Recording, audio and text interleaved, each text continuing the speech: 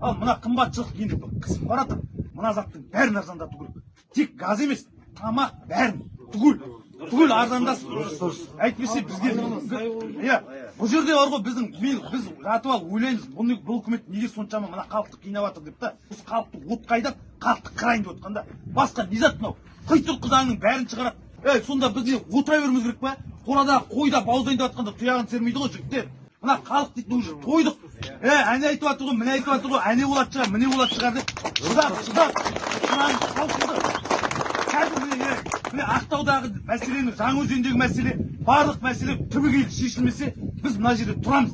Бұданша көп қатын қалаш бара шағымызды алып шығамыз. Жол өте керек пе бітейміз. Біз болдық уже, тойдық. Жетті шекамыз, шегімізге жетті мына ғой. Қымбатшылыққа барамыз. Ауданға керек па? Ауданға, облысқа барамыз. Біз уже тойдық жігіттер. Солай емес пе? Бәрінің ой. Солай.